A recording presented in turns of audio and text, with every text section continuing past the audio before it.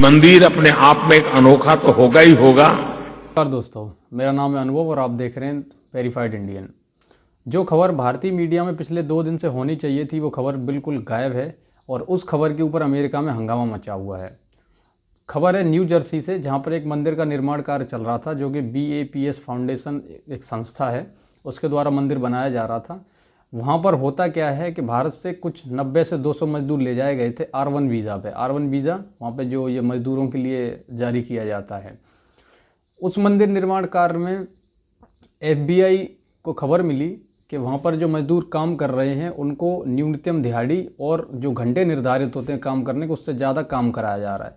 तो 11 तारीख को FBI ने वहाँ छापेमारी की। छापेमारी में पाया गया कि वाकई में ये बात सत्य थी। उन लोगों को करीब अमेरिका में न्यूनतम जो दिहाड़ी है, सबसे जैसे अपने यहाँ लेबर काम करती है 350 400, ऐसे ही वहाँ पर भी सारी चीज़ें वेजेस जो हैं वो डिक्लेयर्ड हैं, क्लियर्ड हैं।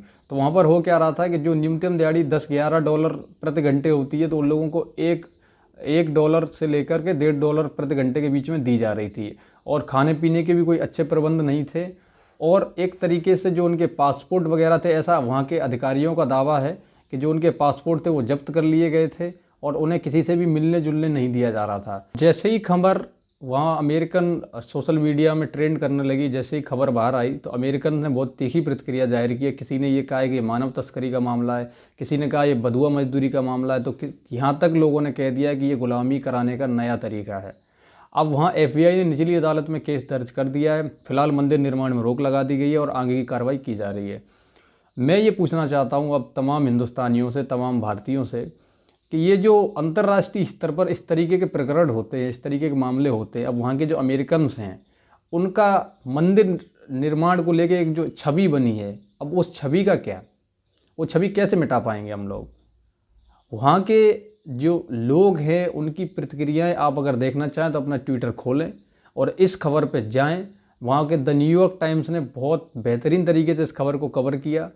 अब लोगों ने, भारतीयों ने ये आरोप लगाया कि पश्चिमी मीडिया जो हम लोगों को बदनाम करना चाहती है।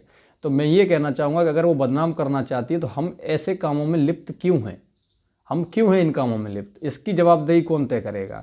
सबसे बड़ी बात यह है कि इस जो ये मंदिर निर्माण हो रहा है, जो अबू धाबी में इसी संस्था ने मंदिर बनाया था, इन दोनों मंदिर का उद्घाटन जो अबू धाबी वाले मंदिर का है और इसका जो फाउंडेशन है वो हमारे प्रधानमंत्री श्री नरेंद्र मोदी जी ने किया था। तो एक तरीके से जो अंतर्राष्ट्रीय स्तर पर हमारी इमेज गई थी वो हमारे प्रधानमंत्री की इमेज गई थी, जिसको वहाँ की संस्था ने चोट पहुँचाई है, वहाँ की संस्था ने खराब किया है।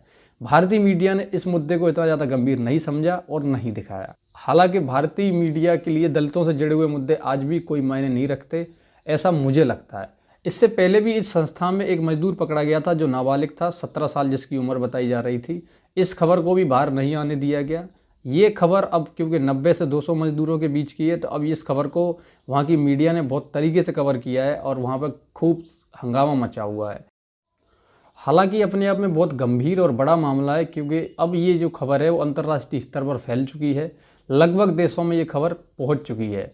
तो जो लोग फ़लस्तीन और इजराइल मुद्दे पे बहुत ज़्यादा बोलते हैं, बहुत ज़्यादा प्रतिक्रियाएं देते हैं कि इजराइल सही है, फ़लस्तीन गलत है, फ़लस्तीन सही है और इजराइल गलत है, मैं उनसे ये कहना चाहूँगा कि इन भारतीयों के लिए आप क्यों नहीं बोलते हो? जिनको ले जाया गया, ठीक है, जिनको वहाँ बंधुआ बनाया गया या क्या किया गया वो तो अब खुलासा हो ही चुका है। आगे FBI अपनी और जो चार्जशीट वगैरह है वो कोर्ट में दाखिल करेगी तो और क्लियर हो जाएगा। हालांकि अभी खबर आने तक 90 मजदूरों को वहाँ से छुड़ा लिया गया है, बाकी की कार्रवाई वहाँ पर चल रही है। नमस्कार।